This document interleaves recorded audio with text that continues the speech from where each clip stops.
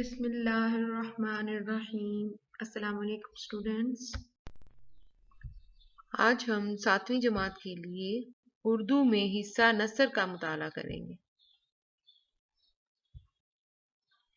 سبق نمبر 4، روشن ضمیر لڑکی، اسلامی کہانی۔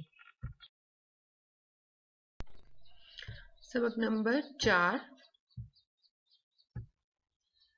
آج ہم الفاظ معنی جملے کریں گے اور ورب بک کا صفحہ نمبر 30، 31 اور 32 کا مطالعہ کریں گے۔ جی بیٹا، اب ہم الفاظ معنی کرنے جا رہے ہیں۔ ہمارا سبق نمبر جو ہے وہ ہے 4۔ گاگر دودھ کا برتن، گناہ کا ارتکاب کرنا، گناہ کا کام شروع کرنا، غلیظ کام، گندا کام، اعلی کار کام کا ہتھیار، روئے زمین پر، زمین کی سطح پر۔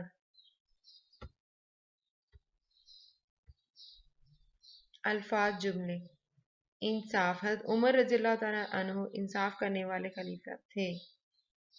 غیر معمولی، حضرت عمر رضی اللہ تعالیٰ عنہ غیر معمولی صلاحیتوں کے مالک تھے۔ عمر ثانی، حضرت عمر بن عبدالعزیز کو عمر ثانی کہا جاتا ہے۔ اعلی کار، ہمیں کبھی غلط کاموں میں کسی کا اعلی کار نہیں بننا چاہیے۔ اذیت، کبھی کسی کو اذیت نہیں دینی چاہیے۔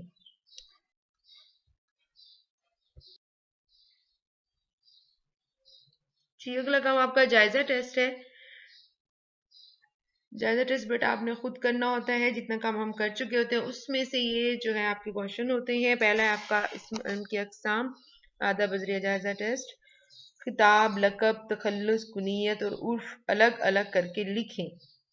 یہاں کچھ ورڈ دیے گئے ہیں: کلیم اللہ، ابو بکر، نشان حیدر، قائد اعظم، علی، قائد ملت، گاما، ابن آدم، شمس العلماء، غالب، ستارہ امتیاز، بابا اردو، خان بہادر اور حکیم الامت۔ آپ نے ان ورڈز کو یہاں پہ لکھنا ہے کہ کون سا اس میں خطاب ہے، کون سا لقب ہے، کون سا تخلص ہے، کون سا کنیت ہے اور کون سا عرف ہے۔ اور اسی طرح نیچے درست کے سامنے درست اور غلط کے سامنے غلط کا نشان لگائیے۔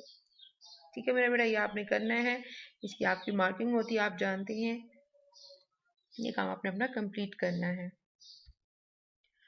اب ہم مضمون نگاری کرنے جا رہے ہیں آپ کی ورک بک میں، جس کا عنوان ہے یوم پاکستان۔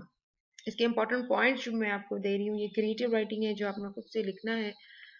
پہلے پوائنٹ میں آپ مفہوم اور اہمیت لکھیے، دوسرے میں دور غلامی، تھرڈ تصور پاکستان، قیام پاکستان، روشن مستقبل، اور اینڈ میں اس کا نتیجہ لکھ سکتے ہیں۔ اس کے اندر یہ شعر بھی آپ ایڈ کر سکتے ہیں کہ آزادی کا ایک لمحہ ہے بہتر غلامی کی حیات جاویداں سے۔ 14 اگست یوم پاکستان یا یوم آزادی کہلاتا ہے۔ اس روز اہل پاکستان اپنی آزادی کی سالگرہ مناتے ہیں اور اپنی آزادی کا دن کو بڑے جوش و خروش کے ساتھ مناتے ہیں۔ یہ دن ہر سال ہمارے لیے استقلال کا پیغام لے کر آتا ہے۔ اس سے جد و جہد آزادی کی یاد پھر سے تازہ ہو جاتی ہے، یعنی ہم اس آزادی کے دن کو یاد کرتے ہیں اور اس جد و جہد کو یاد کرتے ہیں جس جد و جہد کی وجہ سے ہمارا پاکستان بنا۔ زندہ قومیں ہمیشہ اپنے آزادی کے دن کو غیر معمولی طریقے سے مناتی ہیں اور شایان شان طریقے سے مناتی ہیں۔ پاکستان میں بھی 14 اگست کا دن ایک قومی تہوار کی حیثیت رکھ چکا ہے، ایک قومی تقریب کی حیثیت رکھتا ہے۔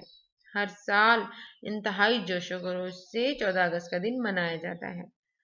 دور غلامی میں 1857 کی ناکام جنگ آزادی کے بعد مسلمانوں کا شرازہ بکھر گیا۔ مسلمان انگریزوں اور ہندوستانوں کے کنٹرول میں آ گئے۔ انگریزوں نے ہندوستان نئی سرزمین پر قدم رکھتے ہی یہاں پر مسلمانوں پر مایوسی کے بادل چھا گئے اور ہمارے اسلام کے لیے تاریکی کا دور آ گیا تھا۔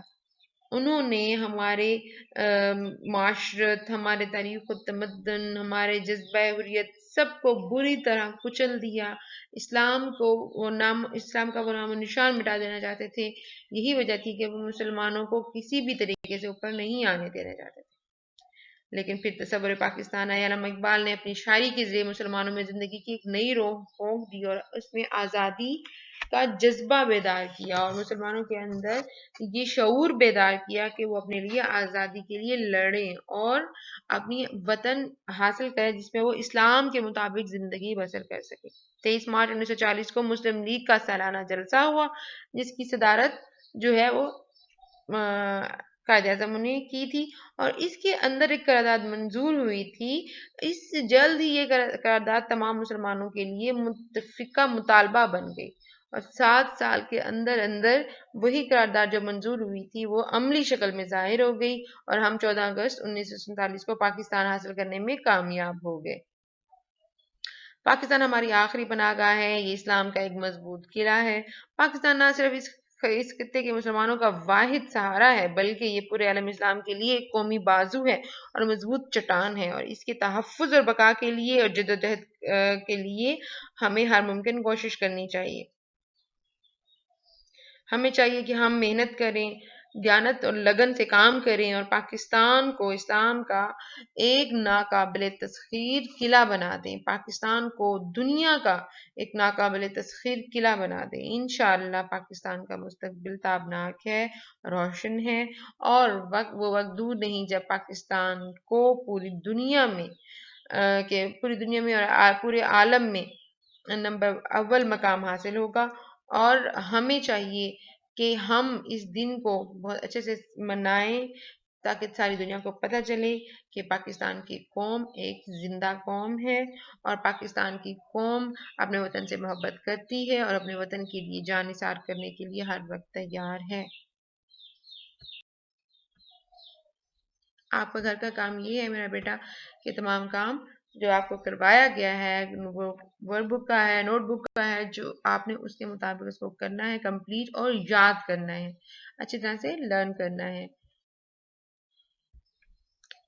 Take care of yourself, students. Take care of your family. Stay at home. Stay safe. Your safety is our priority.